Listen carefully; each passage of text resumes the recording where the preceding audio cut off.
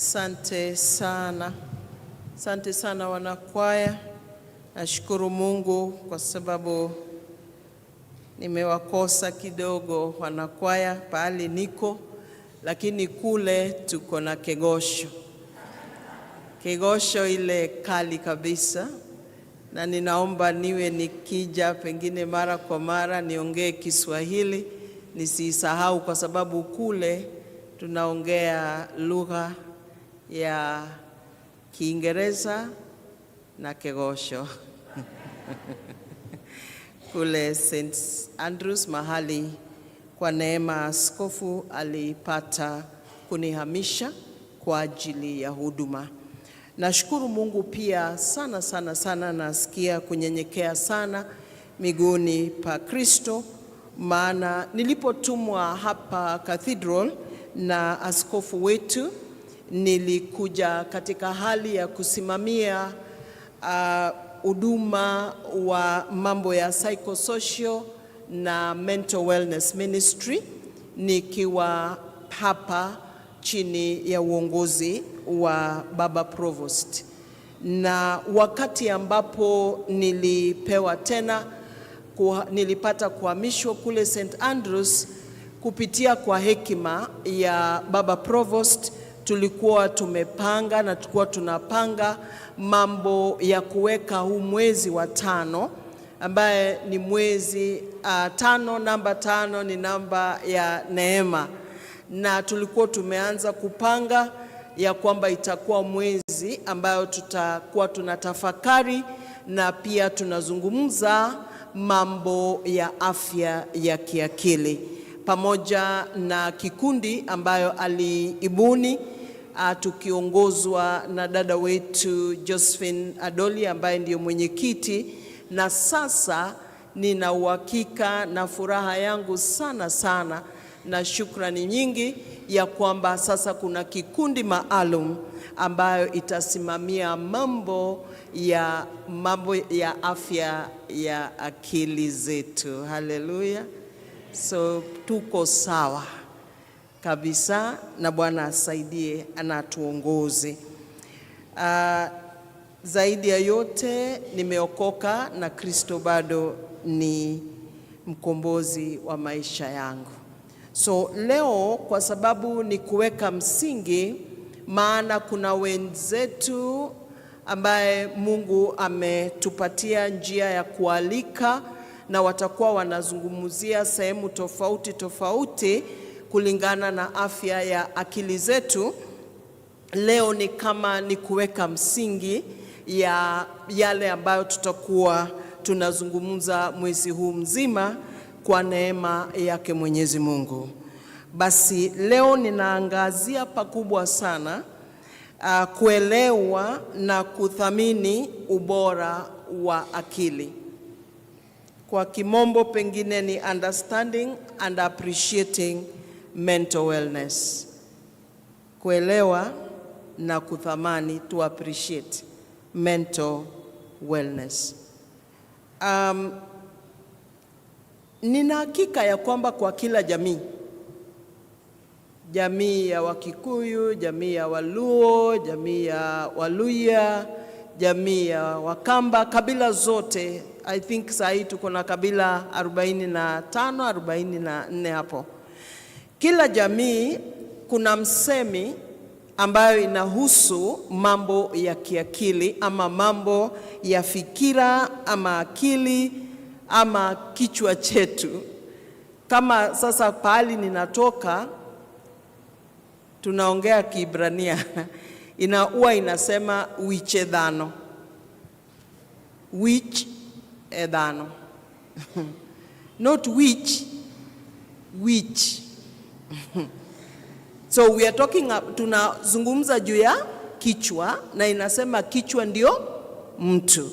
So chochote kikifanyika na iwe na shida na ikuletee mawazo, ama hata upate pengine kupata ajali ya kichwa, unapata mambo mengi yanaweza kuharibika katika mwili wako. Na ndiposa kila mara tunapoangazia mambo ya akili ni vyema tukaweze kuangalia ama kutizama kwa undani sana hali yetu ya kiakili ama kimawazo. Na pengine kwa sababu hii exercise nilifanya na nikaona ni nzuri, kila mtu pengine upate nafasi ya kushika tu kichwa chako ndio nione ninaongea juu ya kitu unacho. Siongei juu ya kile hauna. Na ikiwa unaona ugumu hata kushika kichwa chako, wewe ni mmoja ambayo tunafaa kuongea juu ya mambo ya kiakili. Najua tuko na mambo, pengine nitaongea juu ya mambo matano tu. Pengine ili ujue ya kwamba pengine unahitaji kuzungumza ama kukaa ama kutafakari ama kujirudi kwa ajili ya mambo ya akili. Nitataja kuna mambo mengi ambayo unaweza kutizama, lakini nimechukua matano tu ambayo unaweza kujiangalia ujue kama kwa kweli unahitaji maybe kuketi ama kuzungumza ama kutafakari ama kujirudi kwa mambo ya afya ya akili yako. Na jambo la kwanza ni ukitazama maongeo yako ama maneno ya kinywa chako, ya kwamba kila wakati unapozungumza unazungumza mambo ambaye si ya ni negative, ni mambo ambaye hazina positive, mambo kama haya. Kila wakati, hata ikiwa umepata mambo mazuri na mtu ametambua ya kwamba kwa kweli umefanikiwa, lakini kila saa unaongea mambo ambayo hayana tumaini. Hebu sikia, hata ikiwa umefanikiwa, pengine nisiende juu sana, niseme hata umepata suti nzuri, umenunua, umechukua nafasi ukachapa suti nzuri ama shati, ama wamama umenunua rinda, na mtu akuambie hii rinda kwa kweli imekufaa na unakaa smart, na badala ya kusema asante unamrudisha nyuma. Unajua, kuna wakati nilikuwa na shida sana katika maisha yangu, hata singepata rinda. Badala ya kusema tu asante, pengine umefanikiwa, hata umepata kitu nzuri, ama umepandishwa cheo, ama umepanua biashara, umetoka kwa mabati ukajenga kanyumba ka kiosk mzuri, alafu mtu aseme wow, asante, Mwenyezi Mungu amekubariki. Saa hii sasa ninaona uko pahali mvua haita kupiga. Hii mvua iko hapa Kenya, saa hii haita kusumbua. Unajua shida ile, nimetoka pahali pa shida. Hata hii kiosk ukiona hivi, nimesave kwa miaka 10. Hapo unaanza kujua ya kwamba kuna vile ambavyo unafaa kujichunguza kidogo, ili uwe na wakati wa shukrani, na mambo yakiwa mazuri unatambua na unashukuru Mungu. Bwana Yesu asifiwe. Jambo la pili ni kwamba ikifika wakati, ijapokuwa katika Waanglikana ni kama kuna mazoea kiasi, ikifika wakati music kama uimbaji haikubambi, I think hiyo ndio lugha ninaijua vizuri sana, haikubambi music, hata wakati watu wanaimba haikuingii sana, we unabaki umesimama kama ni kama uko attention ya kuweza kuinua bendera ya Kenya. Ujue ya kwamba kwa sababu uimbaji na muziki ndiyo hali ya juu sana ya kuleta hisia zetu, hata ikiwa mtu ako chini sana, lakini kuna music, kuna kawimbo, kuna wimbo ambaye inafaa ukiimba inakusaidia kujiinua, lakini ukifika mahali hawezi, hata mtu aimbe namna gani, hata alete wimbo unashangaa tu sasa huyu aliimba nini. Then ujue kuna vile ambavyo unahitaji pengine sasa kuangalia afya ya akili yako, na jinsi ambavyo na yale mambo ambayo yanakufanya badala ya kusikia. Kwa sababu tunapokuja kanisani, hata ikiwa ni wanakwaya hata ikiwa mtu anaimba kwa kwaya, bado anaweza kosa hali ya kufurahia kile anaimba. Bwana Yesu asifiwe, wanakwaya. Najua wakati mwingine unatazama mwanakwaya anaimba wimbo ambayo inasifu, wimbo ambayo inafaa kufurahisha, lakini yeye anaimba na sura ya kazi, kwa sababu anatumia tu talanta na sauti hiyo nzuri amepewa ili akaperform. So tukifika mahali kama hiyo, ama chakula, unajua chakula inafaa kufurahisha mtu. Amina. Ndio sababu wengine wanapenda kuku, wengine wanapenda nyama, wengine wanapenda samaki, wengine wanapenda mayai. Lakini kama hata hupendezwi na chochote, na we si mzee sana, unajua ukifika uzeeni ndio saa zingine chakula haikuangi tamu, lakini uko na afya yako na uko sawa, uko na pesa zako, lakini chakula hii ukiona hupendi, then unajua ya kwamba kunawezekana kuwa, na si kwa sababu uko na malaria, Bwana asifiwe, si kwa sababu uko na shida ya kimwili, but chakula sasa hakionji kizuri, ama mtu ambaye akikula chakula hautaki. Ni vyema sasa uweze kuketi chini, pengine kujirudi na kutazama ya kwamba kuna jambo inaweza kuwa inakukera na inaanza kukupatia msongamano, ama unaanza kusongwa na mawazo. Kuna wakati pia ukipata kana kwamba kucheka ni ngumu. Najua haya ni mambo ambaye saa zingine tunazichukua ni kama kawaida, kwa sababu wewe haupati shida na kucheka.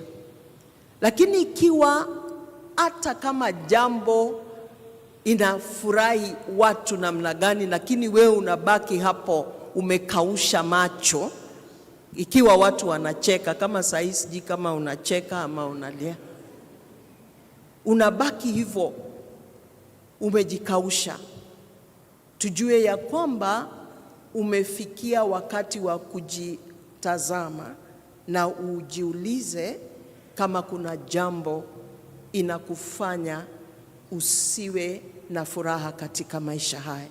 Maana kila mmoja wetu nitakuwa naangazia mambo mengine 5 ili tuweze kujielewa.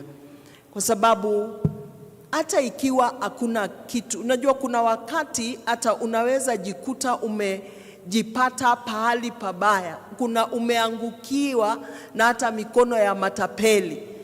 Yani mpaka ukirudi ujitazame, unajiuliza kwa kweli Lois, nimewezwa. Sijui kama kuna mtu amewahi koniwa. Umewahi koniwa? Hapa at least sitaki uinue mkono. Wale wako confident. Umewahi koniwa? Sana sana M-Pesa. Na wale ambao kuna promotions. Mimi niliwahi kukoniwa na some relatives. I think nimekoniwa mara 3. Hata wakati nilikuja for a long time, almost 10 years, sikuwahi kukoniwa. Lakini wakati niliripoti hapa, kuna mtu alinikona, alinijua vizuri na anajua ile passion niko nayo. Lakini hiyo story nitamaliza siku ingine. Na akatukon vizuri sana. Kaniambia, mchungaji Lois, tumefurahi sana umekuja cathedral 1 2 3 4. Nikamwambia nashukuru sana.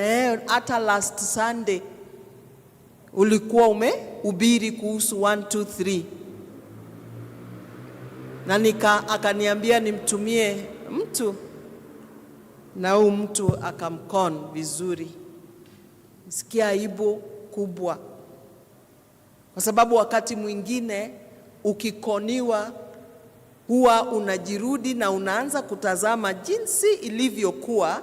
Hata ni vizuri saa zingine, badala ya kila saa ukiona mtu anafanana na mwenye amekukona, nasema sitakangi mtu wa kuvaa nguo ya red. Kama ilikuwa ni mama, utaki mambo ya wamama. Kama ilikuwa kabila lingine, najua ninawajua hawa watu, sasa sitataka hata kukaribia mwingine. Unaanza sasa kuweka kila mmoja kwa hali hiyo. Wapendwa, wakati mwingine tukiangukia na tufanye mambo mengine ambayo inatuaibisha ama inatuembarrass, wakati mwingine ni kucheka tu na kusema next time nitalearn, badala ya kujibit kila wakati. Hata hiyo message ya kukoniwa hujawahi vuta kwa simu. Why? Ivute iende na ikaende. So ikiwa unapata ugumu kuwa na furaha hata na yale kidogo Mungu amekupatia, ni vyema uanze kujirudi. Jambo la 4, tunaangazia afya ya kiakili, kwa sababu ukitaka kujua ya kwamba pengine ni wakati wa kutizama afya yako ya kiakili, utizame jinsi ambavyo unakuwa na hasira kwa upesi sana. Unakasirika asubuhi, hata saa hii pengine umekasirika. Ukikumbuka tu hiyo conman umekasirika. Unakasirishwa na mambo ambaye hata huwezi kubadilisha. Kama saa hii kuna majina ikitajwa, serikali ikitajwa, wewe unakasirika ya ukweli, si ati unakasirika tu kwa sababu unapata shida kidogo. Yani ukweli kabisa, mpaka mishipa inaonekana. Na hakuna kitu unaweza fanya nini? Unaweza badilisha. Sijui half term. But kuna wengine hata unajikuta umekasirika tu na umbo la mtu, ama maumbile. Mbona huu mtu anakuanga mfupi hivi? Sasa ufupi wake utaifanyia nini? Ushawahi kutaja maumbile ya mtu kwa njia ambayo ni kama unamkashifu?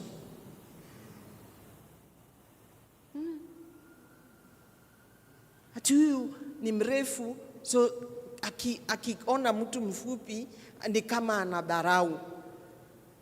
Sasa urefu atapunguza aje? Pengine kwa wamama wafupi wanaweza kuvaa viatu vya ngolova, wanaweza kuvaa wakae at least a bit inchi moja.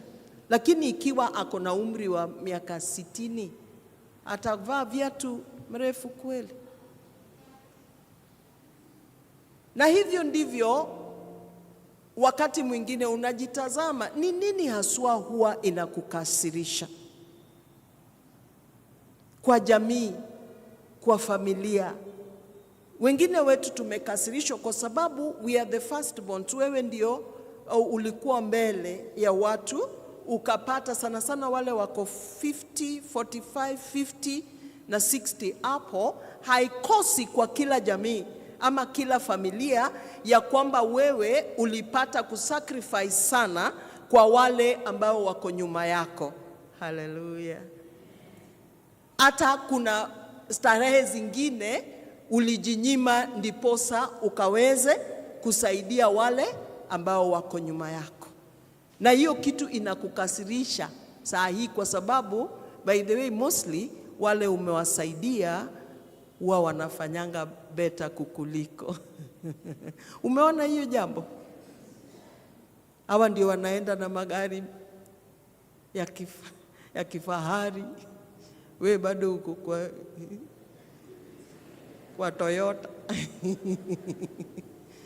Kama ni nyumba, unaona mtu ako na 60, ni 60 inch. Kuna kwanga na 60 inch TV, na we bado uko na hiyo ka 14. Na inakukasirisha. Wapendwa, ni wakati wa kufanya nini? Kujiachilia, ili uwe na furaha yako kadri ya uwezo wako. Na jambo la mwisho ya kujipima nayo afya ya kiakili ni kwamba uko na condition ama uko na hali yako ya afya haimprove na pia haikai mbaya, iko tu hapo, haibadiliki. Hali yako haibadiliki. Kama ni homa, unakuanga tu na homa, haikui mbaya sana na haikui mzuri, iko tu homa.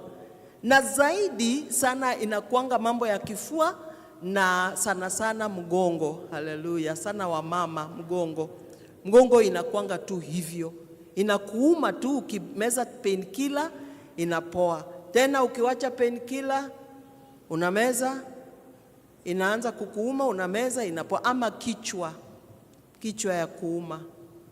Haleluya. Wazee hawakuangi sana na mambo hayo, lakini wao inakuanga hasira.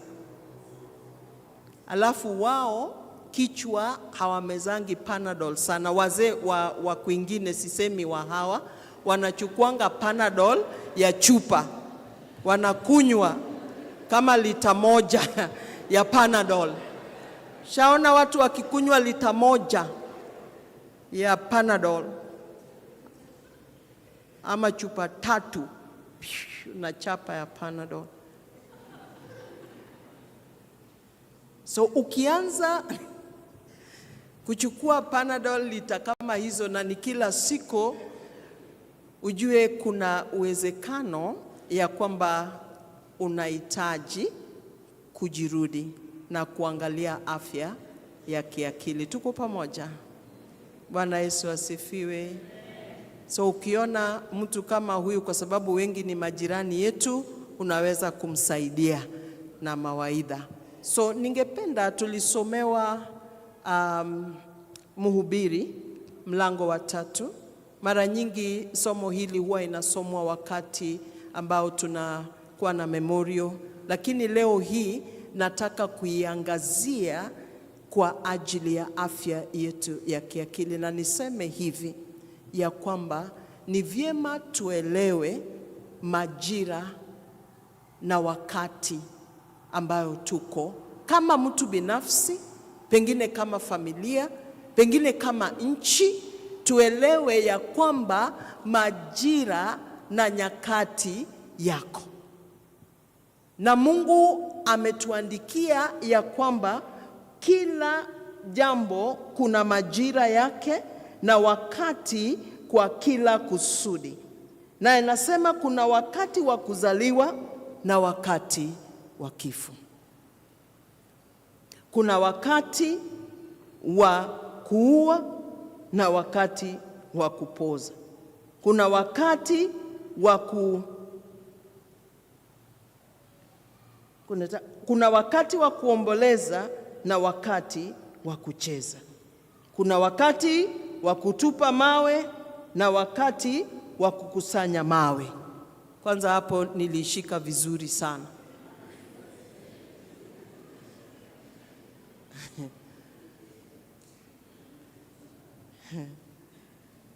Na hiyo wakati inakuja tu, mwaka huu, mwaka ujao,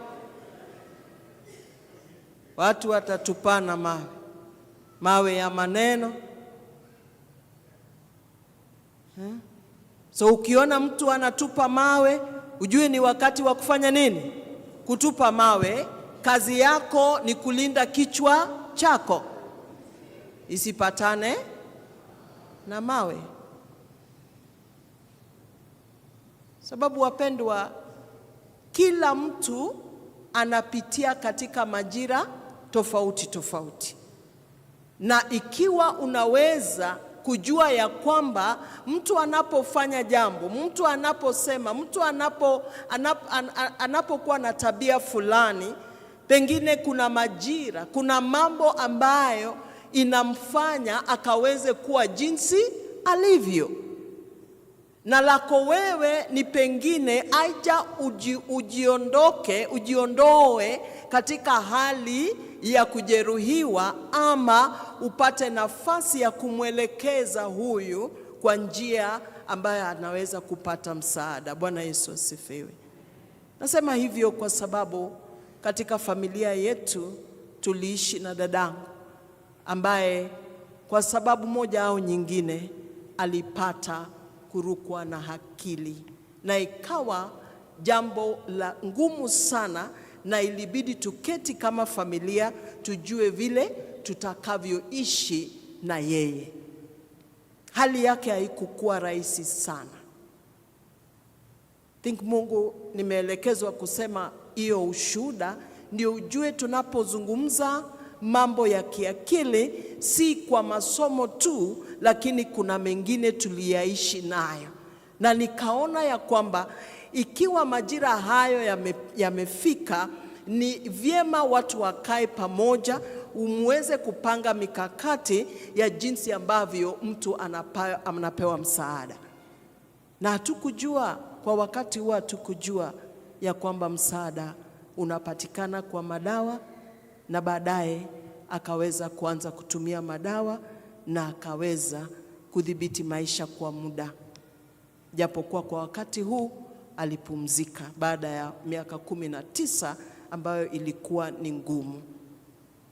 So wapendwa, majira na wakati tukiyaelewa, tutaweza kutafuta njia maalum ya kuweza kudhibiti, badala ya kukaa tukilia, tukielekea kidole ya lawama kwa watu ama kwa mtu ama hata kwa, unajua wakati mwingine mtu akielekeza kidole cha lawama kwa serikali, na serikali utamfanyaje? Utaenda usimame KICC, na ukienda ukijaribu kusimama hapo utatolewa na utapelekwa mahali ambapo hata si pazuri.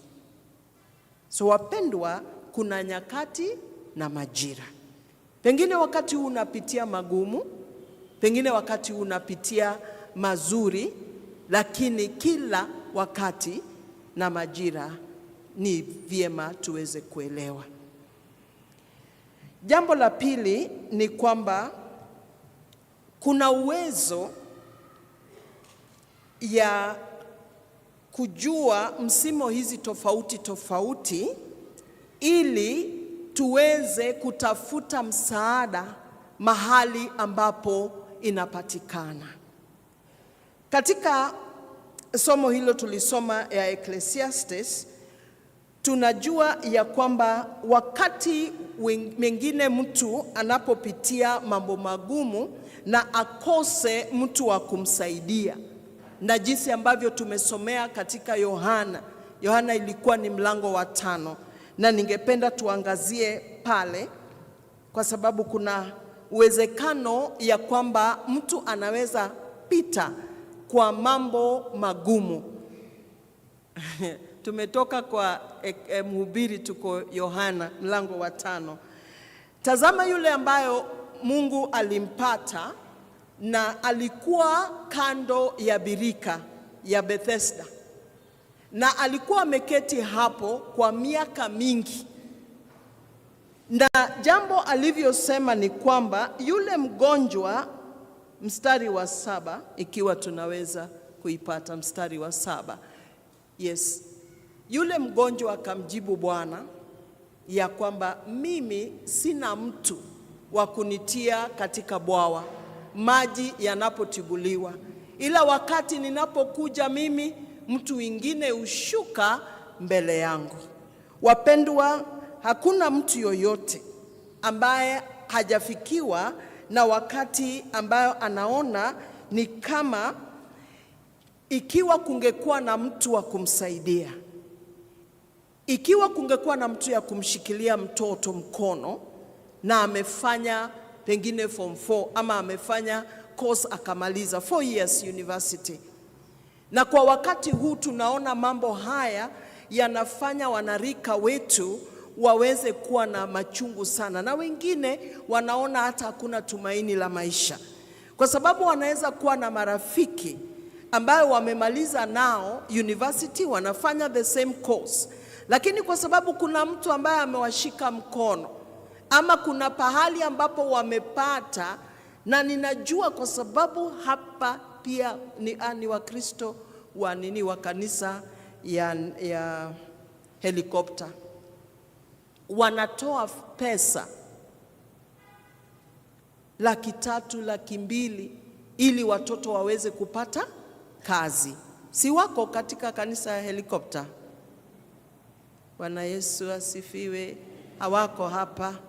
So pengine ye ako na fedha, familia hiyo imepata pesa, ikapeana na mtoto amepata kazi.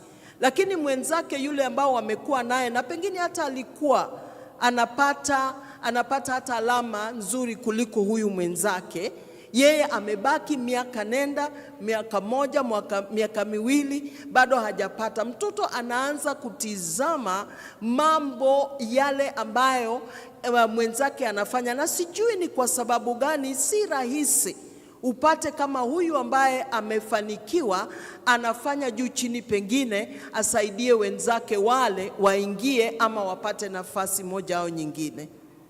Ijapokuwa Mungu wa neema asaidie mtoto kama huyu. Nasema hivyo kwa sababu ni rafiki ya kijana wangu mmoja, one of our sons ambayo nimekuwa naye, ndio alipata nafasi na akamuita, na sasa wakafanya pamoja kwa sababu alijua ujuzi ambayo rafiki yake ako naye. Ni wangapi wanafanya mambo kama haya? Ni wangapi?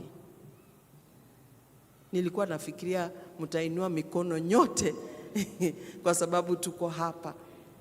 Pengine uko na nafasi, pengine unaweza hata si kuajiri mtu tu, kwa sababu saa hii tunapoongea na the youth na tunapoongea na even the teenagers, tunatafuta watu ambao tunawaita mentors. Bwana Yesu asifiwe. Tunatafuta mtu ambaye tunaita mentors. Tazama, kuna mtoto ama mwanarika ako pale na angependa kuwa maybe daktari, mseremali, anataka kuwa mtu designer, anataka kuwa mtu wa biashara, lakini hana mtu wa kumshika mkono. Na tunakaa na wao pale na wanaanza kukata tamaa, na pengine wewe uko huku na uko katika kanisa hili umeketi kwa muda huu wote, tunaitanga sitting ministry, ambayo inakuanga na watu wengi sana, ministry ya kuketi. My challenge to you, wakati huu ambapo tunafanya na tunatafakari juu ya afya ya kiakili, ikiwa ungependa kumenta mtu, umsaidie aweze pia kuingia katika birika maji inapotibuliwa, ni wakati huu.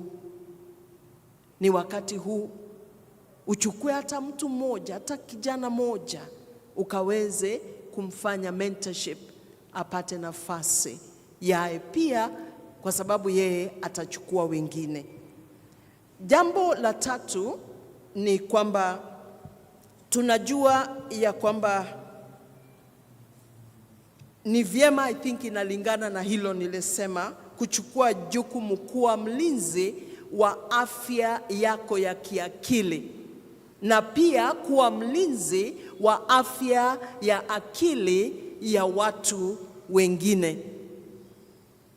Kwa sababu hata ikiwa utakuwa wewe, najua kuna wakati unasikia mtu, mimi huwa sijali Mimi sijali, nikishajifunga kwangu sijali na sitaki kusumbuliwa.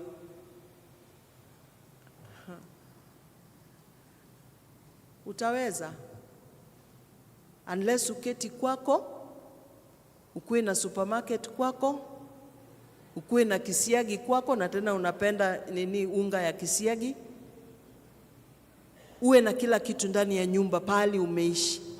Kwa sababu ikiwa hautakuwa mlinzi wa jirani yako na pia umsaidie, unaweza kusumbuliwa sana. Kuna pahali nilikuwa nikiishi na jirani yangu walikuwa si leo, si pahali ninaishi leo, kwa sababu mtu anaweza anza kutafuta jirani yangu. Ni pahali nilikuwa naishi kitambo, si sasa. Na kuna jambo ilikuwa inatusumbua sana na huyu jirani wetu. Ndipo sasa nasema ni vyema pia kupata nafasi ya kusaidia wengine. Alikuwa anaomba, anaamka mapema na anaomba. Na kisha omba asubuhi, anaamsha watoto wake. Na jinsi ambavyo alikuwa anaamsha hao watoto ilikuwa inatushangaza, na sana sana watoto wangu walikuwa wanalala karibu na pia bedroom hiyo yao. Najua kuna nyumba asijashikana sana, lakini mtu akishout tunaweza kumsikiza ukiwa kwa bedroom. So anaomba, anasema neema vizuri, alafu anaamuka akisema, amkeni nyinyi vichwa malenge. Sasa unashangaa maombi na kuita watoto vichwa malenge kuna endaje? So kwa sababu kijana wangu alikuwa anasumbuka sana, akiniuliza kwa nini huyu mama fulani alikuwa anatusi watoto wake, ilibidi nichukue jukumu niwe rafiki wa huyu mama sana. Na nikikwambia kufikia sasa ni mwana saikolojia, na huwa tunafanya kazi pamoja na yeye. Bwana Yesu asifiwe. Bwana Yesu asifiwe. Yule kijana ambayo unaona ya kwamba hafai, pengine wewe ukichukua jukumu la kumwelekeza ama kuelekeza wazazi, kuelekeza jamii yake, anaweza rudi akawa msaada kwako. Na ndiposa ninaongea juu ya jambo la 4 ya kwamba tuweze, tunapozungumza mwezi huu wa 5, tunataka kuangazia mambo ya kupunguza unyanyapaa, kupunguza stigma, kupunguza mambo ya kuelekeza kidole cha lawama. Mtu anapoteseka sana sana na mambo ya ulevi ama mambo ya kuvuta bangi ama addiction yoyote, ama mtu ambaye anapoteza pesa zake sana kwa hali ya betting. Najua hiyo ni sensitive. Naona nyuso za watu hapa yanaweza kuwa wanafanyanga bet. Kama hii ya helikopter unapanda na inakuanga ni aviator.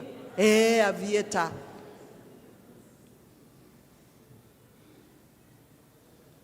So unasema hiyo ni shida ya kujitakia.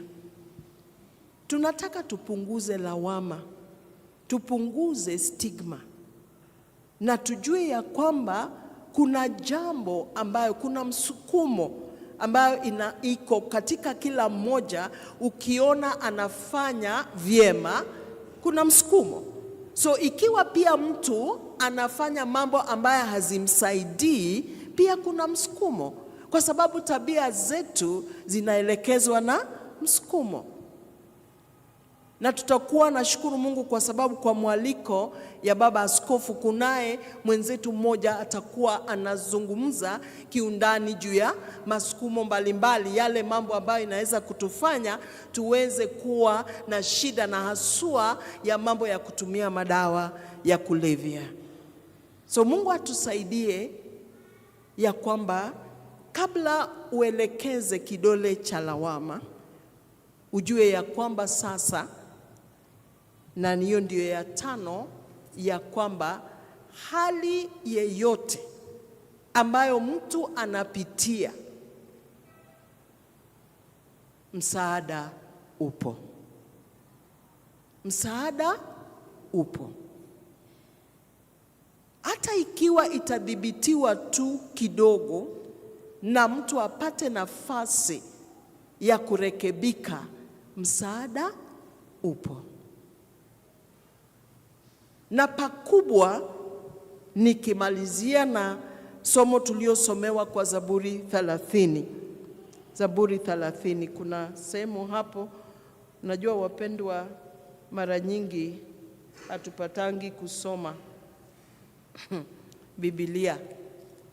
So wacha tu nisome ndiposa tukumbuke ya kwamba Zaburi 30, huenda kilio huja kukaa usiku, lakini asubuhi huwa furaha. Muda ambayo hata ikiwa imechukua muda gani, msaada upo. Na mwezi huu tunaangazia msaada mara 2 tu. Msaada ya kwanza ni kwamba Yesu Kristo na Mungu anaweza kuondoa mtu kutoka kwa hali yoyote. Hakuna jambo ililo gumu ambalo litashinda Mwenyezi Mungu. Shida tulio nayo ni kwamba tukiwa tunasukumwa sana na hali ya maisha, sana sana ikiwa kuna ulevi katika familia, unasahau ya kwamba waweza hata kupiga goti lako ama magoti ukaombe Mungu msaada na aelekeze msaada, kwa sababu kuna vile ulevi unakuja na ujinga mwingi mpaka inakukera, alafu akili inatoka kwa mambo ambaye ni ya Mwenyezi Mungu. Hebu kumbuka tu vile mlevi huwa anakuja ako na matope, amemaliza pesa, ulevi unamwalizia mtu pesa, alafu unamwangalia mama na unamwambia umelewa. Ati hapana, mimi niko sawa, niko sawa. Ama pengine wewe ndio umelewa, naweza kuulizwa hivyo. Ama mtu ambaye amefanya betting, pengine hiyo ilikuwa ni school fees na ameibet yote. Wapendwa, haya ni mambo ambayo ni magumu, lakini Mungu anaweza kusaidia. Kijana last ambayo tulikuwa na yeye, kwa sababu ingekuwa wakati ako na wakati angekuja na atoe ushuhuda, alikuwa amebet pesa. Kijana amebet pesa close to 6 million. Betting si kitu rahisi, na ikiwa haujaanza hizo nisitaje waseme nimetaja au kinyume cha wanapenda. Ukianza, unaanza na pesa ndogo, na inapoenda pesa inaenda tu. Ikiwa unaweza kuketi na kujirudi na utazame hata ile umefanya, ati ilikuwa tu 50 bob 50 bob, ukiangalia vizuri sana, pengine umefikisha 10,000. 10,000 sitakufanya uomoke. Ili uelewe ni kile ambacho tunaposema tafuta nafasi uweze kuketi pengine na wataalamu, ya kwamba kunaye kijana mmoja pia naye alikuwa anakunywa kiasi kupita kiasi, ikaanza kumdhuru kazini. So tulipoketi, sikujua njia yoyote, nikaomba Mungu kama mwana saikolojia huwa ninaomba Mungu, nikaomba Mungu anisaidie, anipe hekima niweze kusaidia huu kijana, kwa sababu anaenda kupoteza kazi nzuri zaidi, kazi ya maana. So tukaketi na tukaelewana awe akirekodi, si ati awache kukunywa pombe kwa wakati huo, arekodi ile pesa huwa anatumia. Within 2 months this gentleman alirealize ya kwamba amekunywa Probox mzima. Shamona mtu amekunywa Probox? Yeye ndiye alisema hivyo, si ati ninadharau Probox, hapana. Yeye ndiye alisema mimi naona kama nimekunywa Probox, kwa sababu alikuwa ni mtu wa biashara. Angenunua Probox ingemsaidia na kazi ya kufanya nini? Ya kuendeleza maisha. Some of us, no, not some of us, kuna wengine ambao wamekunywa shamba mzima. So msaada upo. Si rahisi familia ama mtu ambaye hana nia nzuri na wewe, ambaye anapata faida kwa ile pesa unarusha hivi, hakuna vile atakaa chini na akupatie changamoto ya kwamba ujirudi na utazame maisha yako. Na nimalizie nikisema wamama. Najua hata wamama unakuta mtu, by the way, hakuna mama hata mmoja, wazee msikasirike, hakuna hata mama mmoja ambaye hana viatu ambaye hajavaa mwaka moja na ziko tu hapo. Na hata nguo ni ndogo, lakini anaona ni kama pale mbele anaweza kuwa mdogo. So usikasirishe, umuongeleshe tu kwa upole, kama anaweza kuziuza azibadilishe pesa. Haleluya. Bwana atusaidie. Tunaweza, badala ya kukasirika kwa mambo yale ambayo ni magumu, tunajua ya kwamba msaada upo. Wataalamu wale ambao Mungu amewapa neema, si lazima wao wamesoma saikolojia, lakini kuna watu katika kanisa hili, na ninawajua wengine wamepewa neema ya kuweza kuzungumza na watu kwa njia ambayo inafaa. Na hao ndio wako katika kikundi, na pia wataangaziwa katika kikundi, ndiposa mtu asije akadhoofika, maisha ya mtu isije ikaharibika, na tuko katika Mount Zion. Bwana atusaidie na atuongoze. Mwezi huu kila wakati ukishika kichwa chako, ujikumbushe ya kwamba una responsibility ya kulinda afya ya akili yako. Katika jina la Baba na la Mwana na la Roho Mtakatifu.